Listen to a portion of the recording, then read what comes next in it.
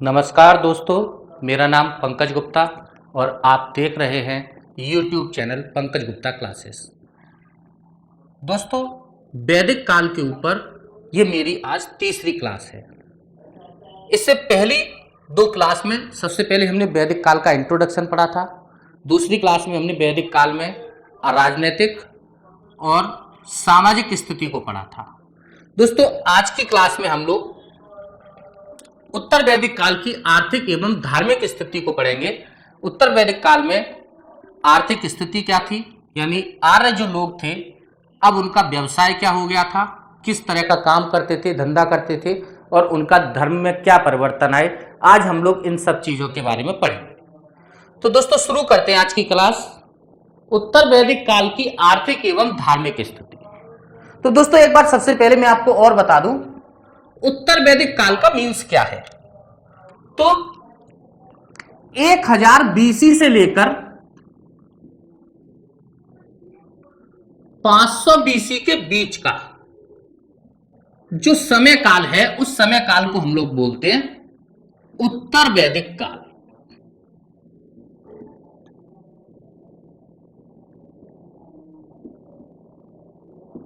दोस्तों, ये वो काल था जिसमें आर्य लोगों ने सिंधु नदी घाटी से आगे बढ़कर सबसे पहले गंगा यमुना और उसके बाद संपूर्ण गंगा यमुना के दोआब पर अपना अधिकार स्थापित किया।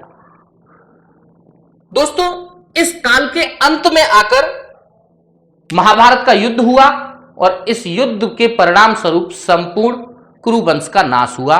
तो दोस्तों, ये जो समय काल था 1000 बीसी से 500 बीसी के बीच का, इस समय काल को ही हम लोग बोलते हैं उत्तर वैदिक काल। तो दोस्तों, आज की क्लास में हमको पढ़ना है कि इस काल की आर्थिक क्रियाएं क्या थी और इनका धर्म क्या था, या धर्म में अगर कोई परिवर्तन था तो किस प्रकार का परिवर्तन आया था। तो दोस्तों, शुरू करते हैं सबसे पहले उत्तर वैदिक काल की आर्थिक स्थिति।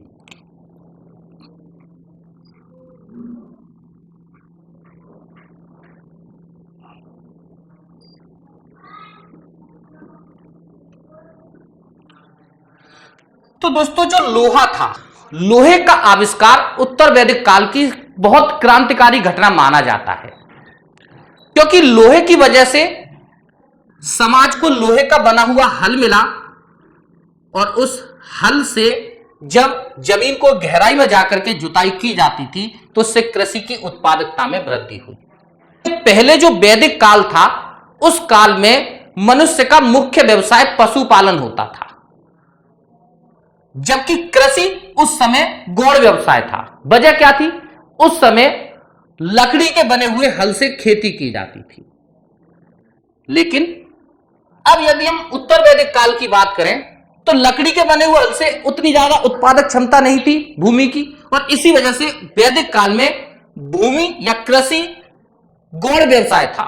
लेकिन उत्तर वैदिक काल में आकर के क्या हुआ, जब लोहे की खोज हुई तो लोहे ने लोहे का बना हुआ हल दिया और उसने कृषि की उत्पादकता में वृद्धि की। और जब कृषि की उत्पादकता में वृद्धि हुई तो दोस्तों, स्वाभाविक सी बात है, अब समाज का जो मुख्य व्यवसाय था वो कृषि हो गया। यानी दोस्तों, सबसे पहला परिवर्तन तो यही आया कि वैदिक काल में लोग पशु या जो समाज था उसका मुख्य व्यवसाय पशुपालन होता था। लेकिन उत्तर वैदिक काल में आकर के मुख्य जो व्यवसाय था वो कृषि हो गया।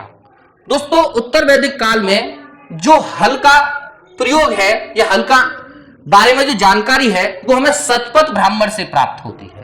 दोस्तों, एक ग्रंथ है शतपथ ब्राह्मण ग्रंथ, वो हमें इस हल के बारे में जानकारी प्रदान करता है कि उत्तर वैदिक काल में लोहे के बने हुए हल से और वैदिक काल में लकड़ी के बने हुए हल से खेती की जाती थी। तो दोस्तों, कृषि मुख्य व्यवसाय बन गई और कृषि मुख्य व्यवसाय बनने के साथ साथ चावल, गेहूं और जौ, ये कृषि की मुख्य खाद्यान्न फसलें हो गई। यानी उत्तर वैदिक काल में लोग चावल, गेहूं और जौ की खेती करते थे और ये उस काल में लोगों के मुख्य भोजन का अंग थी। तो दोस्तों, सबसे पहला काम तो यही हुआ कि अब उत्तर वैदिक काल में आकर के कृषि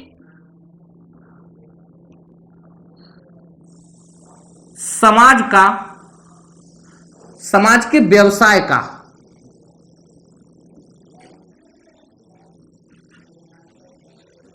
प्रमुख अंग बन गई।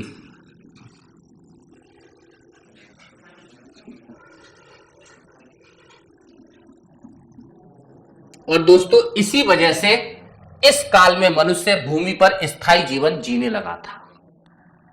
दोस्तों जो हमारे प्राचीन धर्म ग्रंथ हैं उनमें चावल का नाम व्रीहि शब्द प्राप्त होता है, यानी चावल को हमारे धर्म ग्रंथों में, प्राचीन ग्रंथों में व्रीहि कहा गया है। जो व्रीहि शब्द है वो चावल के लिए प्रयोग किया गया है। दोस्तों ऐसे ही लोहे के लिए कृष्ण अय शब्द का प्रयोग किया गया है। कृष्ण अय शब्द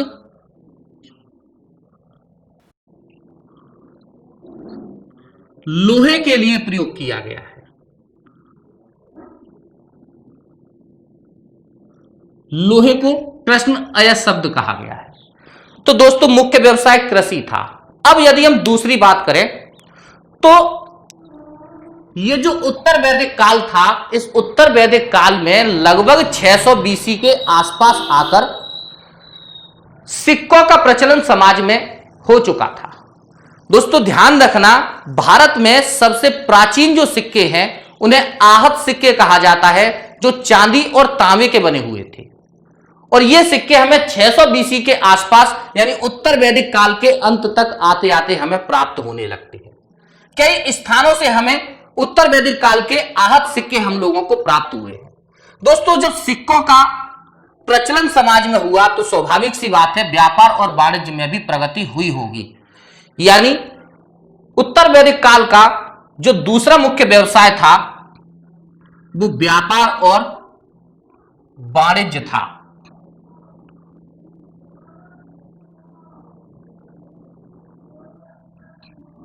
और दोस्तों इसी वजह से हमें प्राचीन सिक्के यानी इनकी जो जानकारी है कि व्यापार और वाणिज्य उत्तर वैदिक काल में लोगों के व्यवसाय का मुख्य साधन रही होगी, उसकी जानकारी हमें इन सिक्कों से होती है। सिक्कों के प्रचलन ने स्वाभाविक सी बात है व्यापार और वाणिज्य में प्रगति की होगी, या व्यापार और वाणिज्य में प्रगति की होगी तो जरूरत महसूस हुई होगी कि सिक्कों के द्वारा व्यापार को किया जाए। और 600 ईस्वी के आसपास समाज में सिक्कों का प्रचलन शुरू हो चुका था। तो दोस्तों व्यापार और वाणिज्य के विषय में हम लोग कह सकते हैं कि सिक्कों का प्रचलन, जो आहत सिक्के थे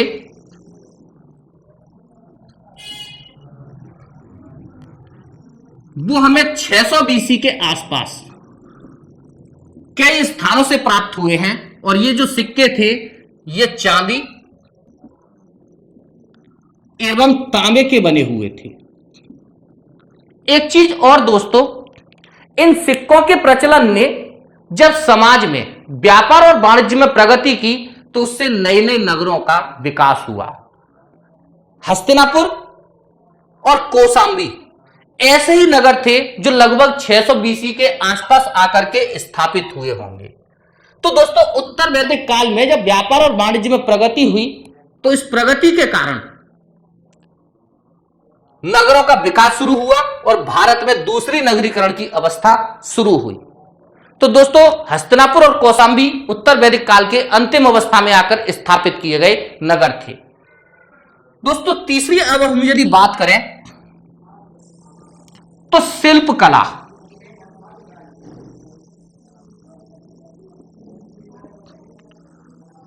शिल्प कला भी लोगों के व्यवसाय का एक प्रमुख साधन थी।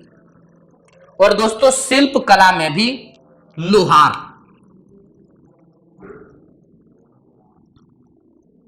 लोहार कहते हैं जो लोहे की धातु का प्रयोग करके वस्तुओं को बनाता है। तो उत्तर वैदिक काल में जो लोहार थे वो मुख्य शिल्प कला के अंतर्गत आते थे। दोस्तों लोहारों का उल्लेख कई सारी जगह हम लोगों को प्राप्त हुआ है। जैसे वैदिक काल में मुख्यतः कसेरे थे, उसी तरीके से यहां पर मुख्य जो शिल्पी थे वो लोहार बने। कांसे का ज्ञान और तांबे का ज्ञान हमें ऋग्वैदिक काल से ही था। लोहे की जानकारी हमें उत्तर वैदिक काल में आकर के हुई तो लोहार भी एक मुख्य व्यवसाय लोगों का हो गया। तो दोस्तों ये उत्तर वैदिक काल के लोगों का मुख्य व्यवसाय था। एक बार मैं और रिपीट कर देता हूं। उत्तर वैदिक काल कहते हैं 1000 बीसी से लेकर 500 बीसी समय का काल। इस काल में आर्यों ने सिंधु नदी से आगे आकर के गंगा यमुना के संपूर्ण दोआब पर अपना अधिकार स्थापित किया और इस तरीके से दोस्तों ये जो समय काल था ये उत्तर वैदिक काल था। लोगों का इस काल में आकर के कृषि मुख्य व्यवसाय हो गई। चावल, गेहूं और जौ इस समय लोगों की कृषि का मुख्य अंग थे। चावल को व्रीहि कहा गया है, लोहे को कृष्ण अयस कहा गया है। व्यापार और वाणिज्य भी इस काल में लोगों का मुख्य व्यवसाय था। इसकी जानकारी हमें सिक्कों से प्राप्त होती है, क्योंकि उत्तर वैदिक काल के अंत तक आते आते सिक्कों का प्रचलन समाज में होना लगा था। और सबसे जो प्राचीन सिक्के हैं उन्हें आहत सिक्के कहा जाता है, जो 600 बीसी के आसपास हमें प्राप्त हुए हैं, जो चांदी और तांबे के थे। इनके अतिरिक्त शिल्प कला भी लोगों के व्यवसाय का एक मुख्य अंग थी और शिल्पियों में भी लोहार और कसेरे, इन दोनों का समाज में विशेष महत्व था। तो दोस्तों ये था उत्तर वैदिक काल की आर्थिक जीवन। अब हम लोग बात करेंगे उत्तर वैदिक काल में लोगों की धार्मिक स्थिति क्या थी। दोस्तों जो उत्तर वैदिक काल था, उस उत्तर वैदिक काल में गंगा यमुना का जो दोआब था, वो दोआब वास्तव में आर्य संस्कृति का प्रमुख केंद्र था। दोस्तों वैदिक काल में जो यज्ञ थे वो इस आर्य संस्कृति का प्रमुख अंग थे। राजसूय यज्ञ, वाजपेय यज्ञ, अश्वमेध यज्ञ, आप इन यज्ञों का भारत के धार्मिक ग्रंथों में उल्लेख पाते होंगे। तो दोस्तों इसी काल में इन यज्ञों का समाज में बहुत ज्यादा महत्व था, या मैं ये कह सकता हूं कि जो यज्ञ था वो इसी धार्मिक संस्कृति का मुख्य केंद्र था। दोस्तों जैसे मैंने आपको यह बताया कि जो वैदिक काल था उसमें प्रमुख देवता इंद्र थे। उत्तर वैदिक काल की अगर हम बात करें तो उत्तर वैदिक काल के जो प्रमुख देवता थे वो प्रजापति थे। इनको सृजन का देवता भी माना जाता था। इसके अलावा दोस्तों विष्णु की भी उपासना की जाती थी और वो मानव रक्षक के रूप में पूजे जाते थे। तो दोस्तों इस काल के जो प्रमुख देवता थे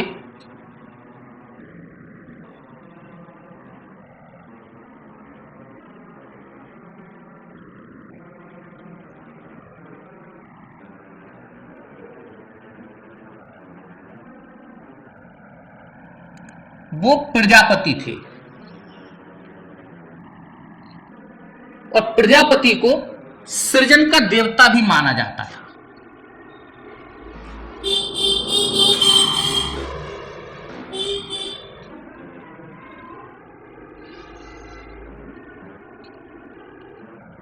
विष्णु मानव रक्षक के तौर पर पूजे जाते थे।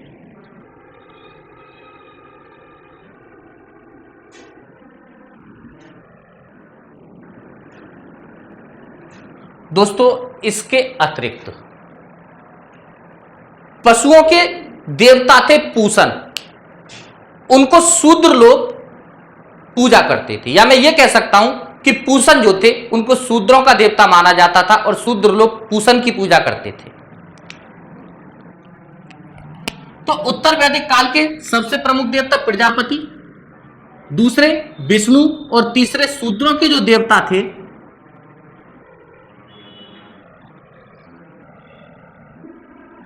वो थे पूषण। दोस्तों इस काल में आकर के मूर्ति पूजा का भी प्रचलन शुरू हो गया था। ध्यान रखना दोस्तों, वैदिक काल के अंतिम समय में आकर के मूर्ति पूजा का प्रचलन हो चुका था और सभी वर्ग के अपने अलग अलग देवी देवता हुआ करते थे।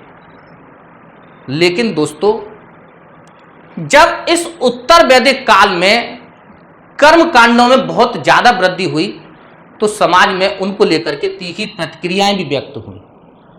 उत्तर वैदिक काल के अंतिम समय में आकर के यानी लगभग 600 ईसा पूर्व के आसपास आकर के इन कर्म कांडों के प्रति तीखी प्रतिक्रिया शुरू हुई और उसी दौरान दोस्तों उपनिषदों का संकलन भी किया गया। उपनिषदों की संख्या कुल संख्या 108 है।